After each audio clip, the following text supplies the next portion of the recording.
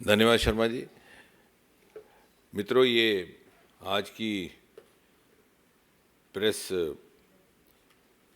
का पीछे का उद्देश्य ये था कि काफ़ी समय से एक विवाद चल रहा है कि सरकारी नौकरियों में जिस प्रकार से रिक्रूटमेंट हो रही है और कांग्रेस और कुछ एक विपक्षी दल बार बार ये आरोप लगाते हैं कि साहब वैकेंसियाँ पुरानी हैं, उस तरह का आंकड़ा जो दिखाया जा रहा है वो गलत है।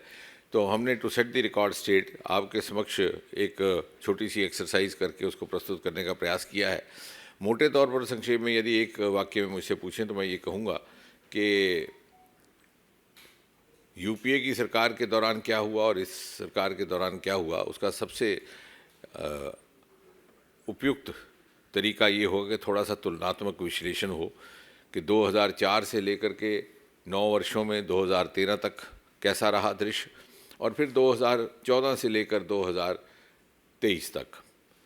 और मैं तो ये कहूँगा कि जहाँ तक सरकारी नौकरियों का संबंध है, ना केवल गणित अगर देखा जाए जिसके ऊपर वो बार बार इशारा करें तो गणित के हिसाब से भी हमारे आंकड़े आपको बेहतर नज़र आएंगे, बल्कि गुणवत्ता के लिहाज से। So it's both been a quantitative as well as a qualitative difference and difference for the better.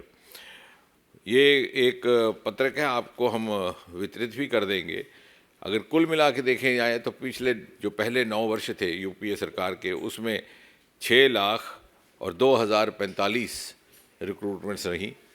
उसकी तुलना में इन 9 वर्षों में, I will give you the letter also, उसकी तुलना में प्रधानमंत्री मोदी जी के नेतृत्व की सरकार में पहले 9 वर्षों में 8,82,000 और 191 8,82,191। अगर 8,82,191, इसके अतिरिक्त आप अगर इसका ब्रेकअप करके देखें, क्योंकि मोटे तौर पर भारत सरकार में 3 एजेंसीज हैं रिक्रूटमेंट की। एक तो service selection board, service selection commission, staff selection commission, दूसरा है यूपीएससी और तीसरा railway recruitment board, which are the major employers in government sector.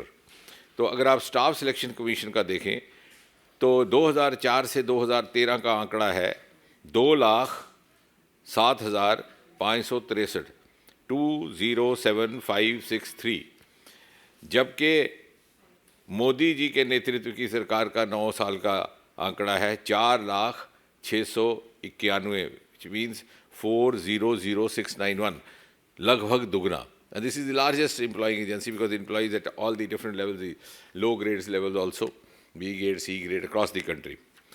अगर आप यूपीएससी देखें, which is employing the civil servants and all the other all India services, तो first 9 years from 2004 to 2013, yes, UPSC, yes, was 45,431, 45,431। उसकी तुलना में यदि आप 9 वर्ष मोदी जी के नेतृत्व की सरकार के देखें तो 50,906, 50,906, और तीसरा the largest employing agency in the government sector is the railway recruitment board. Railway recruitment board में अगर यूपीए के पहले 9 वर्षों में आंकड़ा था 3,47,251, इन अदर वर्ड्स 3,47,251। और यदि आप तुलना करते हैं 2014 से लेकर के 2023 तक वर्तमान सरकार की, तो ये आंकड़ा है 4,30,594, इन अदर वर्ड्स 4,30,594। तो यदि गणित के आंकड़ों को लेकर के बिना आंकड़े दिए हुए, बिना प्रमाण दिए हुए, बिना तर्क दिए हुए बार बार उनके प्रवक्ता उठ करके, और विशेषकर जब भी रोज़गार मेला होने की तिथि नज़दीक आती है उसके उपरांत ही आरोप लगाते हैं, लेकिन उनके पास ना वो आंकड़ों से प्रमाणित कर पा रहे हैं ना वैसी।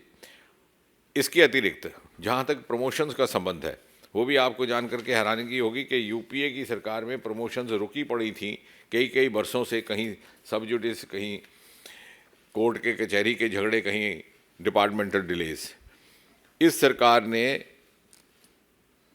पिछले ही वर्ष 9,000 प्रमोशंस की हैं एंड बल्क प्रमोशंस की हैं, क्योंकि जहाँ कोर्ट कचहरी के विषय थे उनका समाधान निकाला गया, कहीं उनका बीच का रास्ता निकाला गया, ताकि बरसों तक एक ही पद पर रहने के कारण हमारे कर्मचारियों का डीमोटिवेशन हो रहा था। और बड़ा दुखद कई बार दृश्य रहता कि जब उनका फेयरवेल होता, सेवानिवृत्त होते होते, तो जिस पद पर वो उनकी नियुक्ति हुई थी उसी पद से वो रिटायर हो जाते थे 20-20, 25-25 वर्ष के बाद।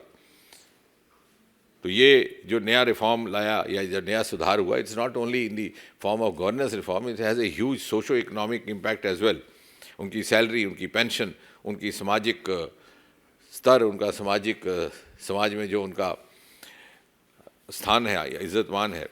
और इस वर्ष भी we have just started this year, कम से कम 4000 हम प्रमोशंस करेंगे। And I think this is the only government which has followed a pattern of mass recruitments, mass promotions. हर रोजगार मेला के अंक में जो अब तक 6 हो चुके हैं, प्रधानमंत्री ने कभी भी 70,000 से कम नियुक्ति पत्र जारी नहीं किए। Now this being one part, the other part, as I was mentioning the beginning, the difference is not only been quantitative, it's also been qualitative.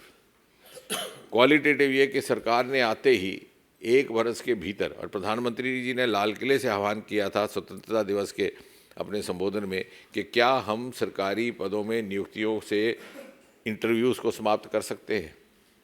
The announcement was made by him, or the call was given by him on the 15th of August 2015, and I am proud to share with you that within 3 months, the DOPT carried out this exercise. Beginning from 1st February 2016, interviews were abolished within 3 months.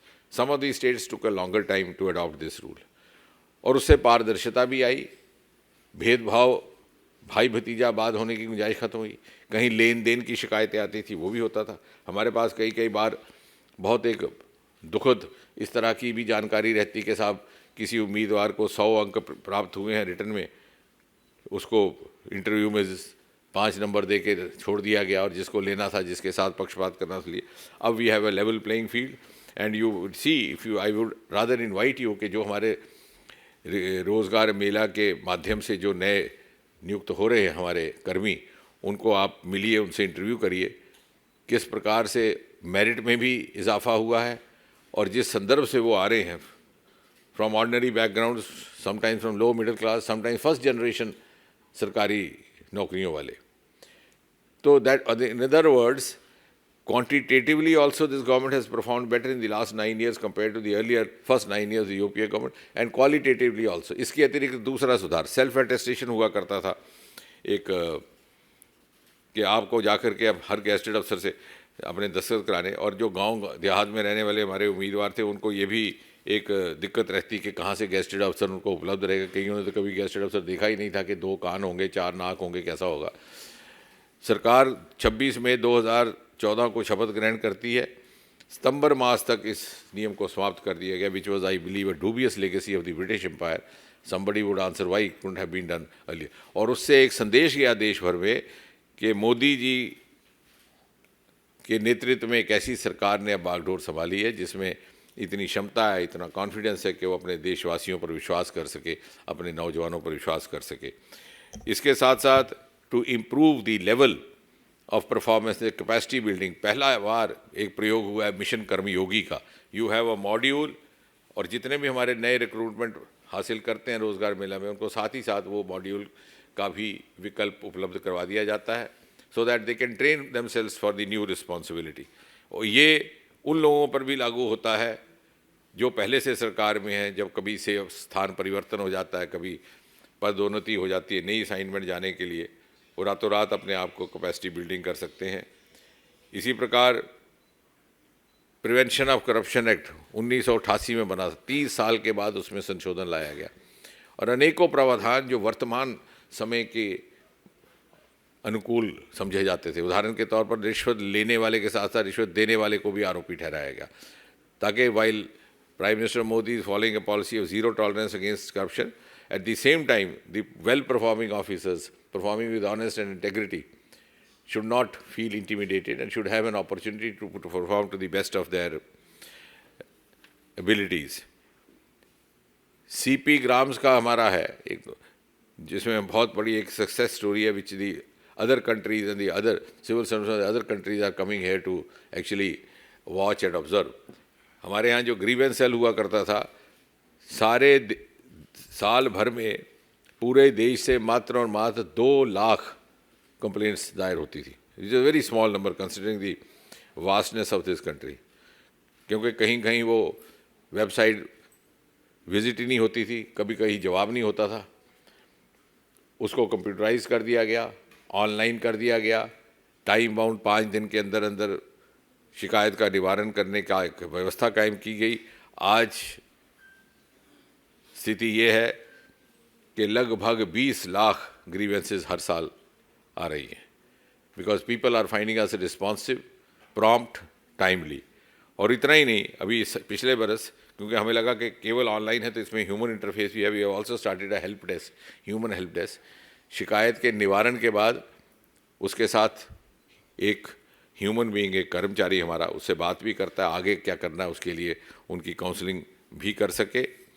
Pensions का विभाग जो है, ये मैं थोड़ा सा इसलिए दे रहा हूँ, अदरवाइज चले तो सारा दिन चल जाएगा, लेकिन ऐसी चीज़ें जो शायद कभी कभी समाचार पत्रों में नहीं आती, शायद हम भी वो साझा करने में थोड़ी सी पीछे रह जाते हैं और इस कारण विरोधियों को बिना तर्क के बात करने का मौका मिल जाता है।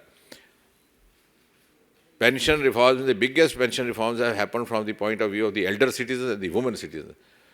शायद आपको ध्यान में नहीं होगा कि हमारे यहाँ ये कानून था कि अगर तलाकशुदा बेटी है, सेपरेटेड और डिवोर्स डॉटर, उसको फैमिली पेंशन का कोई हक नहीं था अगर उसके वालिदैन का, माता पिता का देहांत हो जाता है या जो भी गार्डियन है, unless she goes to the court and gets a divorce judgment. अब आप देखते हैं इस देश में डिवोर्स की जजमेंट लेने में 20-20 साल लग जाते हैं कि लोग, हमने वो नियम ख़त्म कर दिया। प्रमाण के तौर पर वो केवल अपना रिट जारी करे और उसकी हमें रसीद, पिटीशन की रसीद दे दे। इसी प्रकार अगर कोई एम्प्लॉई मर जाता 10 साल से पहले बदकिस्मती से, तो उसको फैमिली पेंशन का हकदार नहीं। ये ऐसे ऐसे कानून थे जो अंग्रेज़ों के समय से बने थे, शायद उसमें कॉलोनियल एंगल भी रहा होगा, शायद उस समय परिस्थिति अलग हुई। अब आप देखिए, किसी को आपने मरने के टाइम का तो चॉइस दिया नहीं, अगर उसे पता होता कि 10 साल से पहले मर जाऊंगा तो फैमिली को परेशानी होगी, तो शायद 10 साल बिता के मरता। तो कितना अमानवीय था ये भी नहीं, उसको हटा दिया गया।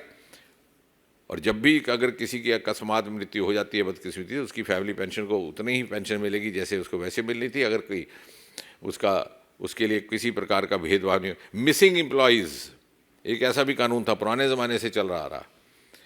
अगर कोई लापता हो जाता है तो 7 साल इंतज़ार करिए, या तो उसका मुर्दा शरीर मिले या फिर 7 साल के बाद पेंशन। अब आप देखिए वर्तमान परिस्थितियों में क्या हो रहा है, जो टेरर अफेक्टेड एरियाज है, लेफ्ट वायलेंस अफेक्टेड एरिया, कितनी किडनैपिंग्स हो रही हैं, कितने लोग लापता है। तो हमें क्या अधिकार है कि हम उनके परिवारजनों को उस तरह से उस पीड़ा से गुजरने का मौका दें। तो वो भी समाप्त कर दिया गया। अगर बाई चांस वो वापस आ जाता है तो उसका हम कॉम्पनसेट कर सकते हैं। कहने का तात्पर्य ये कि बहुत से ऐसे सुधार भी किए गए, क्वांटिटेटिव, क्वालिटेटिव। और नौकरियों का जहाँ तक संबंध है, मुझे लगता है एक बहुत बड़ा योगदान प्रधानमंत्री मोदी जी का रहा है कि उन्होंने इस देश को इस बात के लिए जागृत किया कि रोज़गार का अर्थ सिर्फ सरकारी नौकरी ही नहीं, उसके अतिरिक्त भी है। और परिणाम ये कि 350 से बढ़ कर के आज 1 लाख तक पहुँच गए हमारे startups, and some of the startups are earning many times more. और उसके साथ साथ हमारा रोमा मिशन जुड़ा है, 3000 हमारे नए startup. It's a very recent agri tech startup. और एमटेक और MBA किए हुए नौजवान अपनी नौकरियां छोड़ करके उसमें आ रहे हैं। तो एक नया विकल्प, खादी का विकल्प। हमारे घर में खादी थी लेकिन हमारे यहाँ उसका कोई इस्तेमाल नहीं था। आज भी है turnover of 1 lakh crore. It's become a designer item, khadi for fashion, khadi for nation. इसी प्रकार हमारा ये बैम्बू का, आपको शायद मालूम ना हो कि अगरबत्ती हमारे यहाँ 5-6 हज़ार करोड़ रुपए की तजारत हर साल होती है। बैम्बू हमारे यहाँ और अगरबत्ती बाहर से आती थी, कोरिया, वियतनाम इत्यादि। क्यों? क्योंकि हमने ऐसा कानून बना के रखा था। अंग्रेज़ों के वक्त का था इंडियन फॉरेस्ट एक्ट 1927, उसको संशोधित कर दिया गया, होम ग्राउंड बैम्बू से बाहर निकाल दिया गया। आपके घर आंगन में नॉर्थ ईस्ट में, मध्य प्रदेश में कितना बैम्बू है, उत्तर भारत में भी कई ऐसे ज़िले हैं, आप उसको इस्तेमाल में ला सकते हैं। और साथ ही साथ इंपोर्ट ड्यूटी बढ़ा दी गई, 25% कर दी गई। आत्मनिर्भरता भी बढ़ेगी, गुणवत्ता भी बढ़ेगी। और आने वाले समय में अगर आपने अपनी भौगोलिक भूमिका निभानी है द ग्लोबल वर्ल्ड, तो आप you will be living up to the global challenges, global benchmarks and global parameters. So that is also, in a way, Prime Minister preparing us for Vision 2047 to give a lead to the rest of the world. इस तरह से और बहुत सारे आंकड़े हैं, पर मुझे लगता है कि आज के लिए इतने ही काफ़ी हैं, क्योंकि ना इससे ज़्यादा हम परोसेंगे तो वो भी ठीक नहीं और आपके लिए भी ठीक नहीं।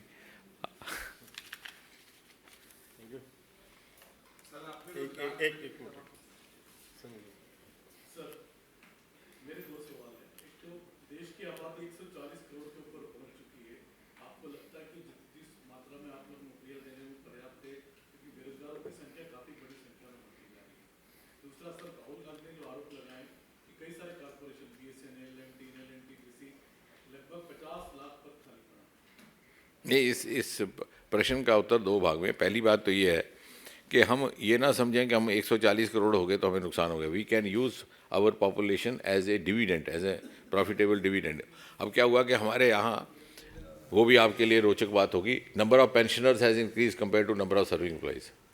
पहले ऐसा नहीं था, क्योंकि 1947 में लाइफ स्पैन 50 साल था, 55। अब लाइफ स्पैन 65 तक पहुँच गया, बढ़ता जा रहा है। लेकिन रिटायरमेंट एज जब 60 है, तो जब हमारा नागरिक सेवानिवृत्त होता है तो ऊर्जा भी उसमें भरपूर रहती है, उसमें अनुभव भी रहता है, अपने काम में उसको एक्सपर्टाइज भी रहती है। तो उसको कैसे उपयोग में लाना, उसके लिए भी हम कई सारी योजनाएं बना रहे हैं, पेंशन विभाग में भी। और ये जो स्टार्टअप्स हैं, स्टार्टअप का अर्थ ये नहीं है कि नौजवान के लिए। हमारे पास बहुत बढ़िया स्टार्टअप्स ऐसे हैं जो सेवानिवृत्त होकर के काम कर रहे हैं। मिलेट्स में हमारे दो बड़े सक्सेस स्टोरीज हैं स्टार्टअप्स की, वो दोनों ही +60 हैं। तो कहने का तात्पर्य है कि we can use this huge population.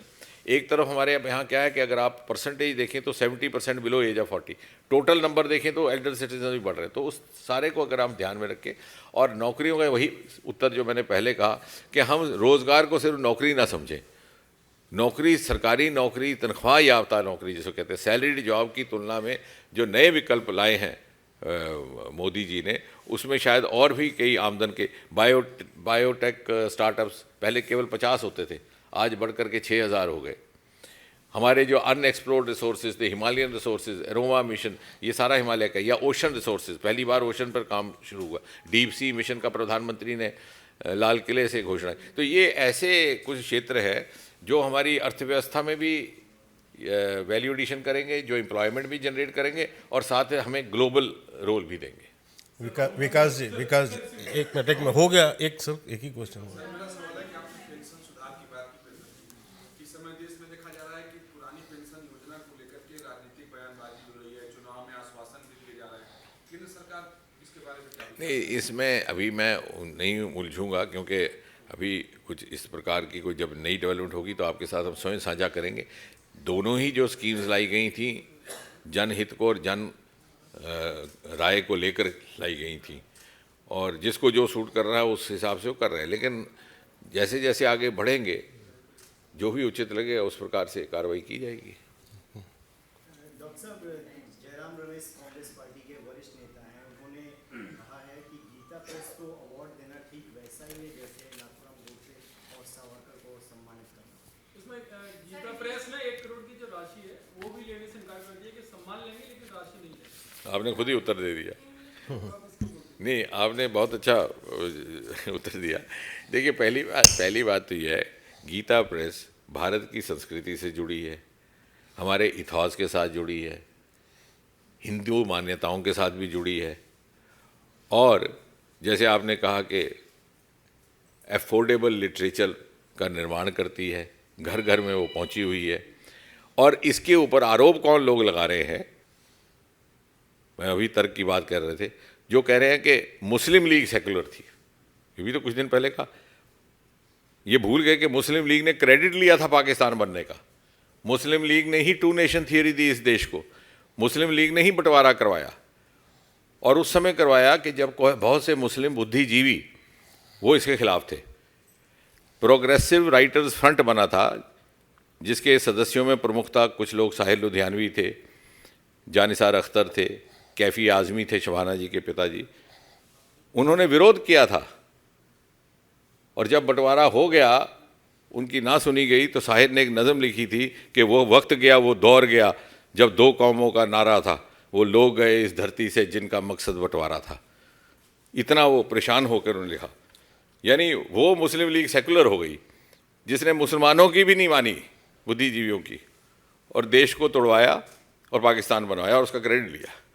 और गीता प्रेस नॉन सेकुलर। अब बताइए, मैं तो समझता हूँ इस प्रकार की बहस में उलझना भी अपनी ऊर्जा को व्यर्थ करवा रहा है। आमोद जी, एक प्रश्न है आप चूंकि कॉलोनियल मिनिस्टर के रहे हैं, मणिपुर को लेकर जो वहाँ लगातार उत्पात मचा हुआ है, सामाजिक हिंसा हो रही है, उसको लेकर अभी तक बीजेपी और केंद्र सरकार थोड़ा सीखी है, चुप है, क्यों? नहीं, मुझे लगता है कि ये बड़ा संवेदनशील विषय है। इसमें आज की वार्ता में इस विषय पर कोई ज़्यादा चर्चा नहीं करेंगे, लेकिन इससे जुड़ा हुआ ही आज के प्रेस से जुड़ा हुआ ही प्रश्न पूछे। गृह मंत्रालय संज्ञान लिए हुए है, उचित समय पर जो जानकारी देनी होगी वो स्वयं देंगे अधिकृत तौर पर। Sir, just additional one. There, your own allies also, since you have dealt with Northeast, I am asking you, your own allies, two allies have already asked for presidential rule. Do you think that the situation is like that? No, as I said, it's not part of, it'll be, I don't want to speak out of turn, and those who are authorized to speak would share whatever information is arrived upon or whatever is new development. or इससे new जुड़ा हुआ decision. प्रश्न जो आज के press से है तो बताइए। जम्मू कश्मीर से सर आप आते हैं, जम्मू कश्मीर में राष्ट्रपति शासन लगा हुआ 5 साल हो गया, केंद्र का सरकार का शासन, उमर अब्दुल्ला ने ट्वीट करके कहा है कि चुनाव कब होगा, 5 साल हो गए। नहीं, मुझे लगता है कि ये सवाल तो इलेक्शन कमीशन को पूछना चाहिए आपको, क्योंकि इलेक्शन कमीशन एक स्वतंत्र अदारा है और ये सरकार स्वतंत्र संस्थाओं के कामकाज में दखल नहीं देती। हाँ, अगर आप मुझे भारतीय जनता पार्टी के कार्यकर्ता के रूप में पूछते हैं तो वो मैं ये कह सकता हूँ कि भारतीय जनता पार्टी का प्रत्येक कार्यकर्ता हर समय हर प्रकार के चुनाव के लिए तैयार रहता है, चाहे वो पंचायत का हो, चाहे विधानसभा का हो, चाहे लोकसभा का हो। हम 24/7/365 पार्टी हैं। हम उन दलों में से नहीं हैं कि जो चुनाव के समय सक्रिय रहते हैं। बाकी चुनाव कब होगा ये निर्णय चुनाव आयोग करता है, क्योंकि उनके पास अपनी तरह के इनपुट्स रहते हैं। बाकी जहाँ तक गीता प्रेस का संबंध है, जैसे अभी आपने भी कहा कि उन्होंने पुरस्कार लेने से इनकार कर दिया, पुरस्कार के पैसे, आपने देखा होगा कि अगर आप पूरे पर्सपेक्टिव में देखें किस प्रकार से पुरस्कार वितरण और उसके निर्णय की प्रक्रिया को मोदी जी ने बदला है। पद्म अवार्ड को पीपल अवार्ड कर दिया। पहले तो पद्म अवार्ड के लिए लॉबिंग हुआ करती थी, अब आपको ऐसे ऐसे लोग उनको पुरस्कृत किया जा रहा है जो बेचारे अनजान दुनिया में अपना काम कर रहे थे, अनसेलिब्रेटेड सक्सेस स्टोरी। और गीता प्रेस का जहाँ तक संबंध है, देश के घर घर में पहुँची हुई, किसी को इससे कोई आपत्ति नहीं है। कांग्रेस के 2 नेताओं को आपत्ति है केवल इसलिए कि उन्होंने आलोचना करनी है, और मुझे नहीं लगता कि कोई भी आस्था जो हिंदू धर्म से जुड़ी हो उसके लिए ज़रूरी है कि उसकी आलोचना ही की जाए।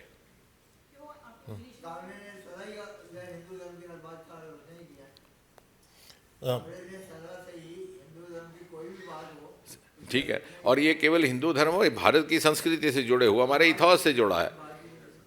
इन्होंने कोई विभाजन तो नहीं ना किया जैसे मुस्लिम लीग ने किया, तो मुस्लिम लीग आपको प्रिय लगी। रविंद्र जी, आपको कुछ डॉक्टर साहब, आपने कहा कि बीजेपी कार्यकर्ता के नाते हम बोल सकते हैं, आपने संस्कृति की बात कही, हिंदुत्व की बात कही, सनातन परंपरा की बात कही, और आप श्री राम के भक्त भी हैं, आप और के शर्मा भी, और जिस तरह से फिल्म का नाम लिखा था, जिस तरह से पूरे श्री राम रामायण का एक तरह से विकृत रूप दिखाया जा रहा है, और वो लोग जो एक भावना थी उस पर आघात करता जा रहा है, बीजेपी के कार्यकर्ता के तौर पर आपको क्या करना चाहिए? नहीं, मुझे लगता है कि उचित समय पर इस पर भी प्रेस वार्ता अलग से शर्मा जी रखेंगे, क्योंकि विषय आपका प्रिय है, महत्वपूर्ण है आपकी नज़र में, तो इस पर अलग से होनी चाहिए वार्ता। Thank you sir.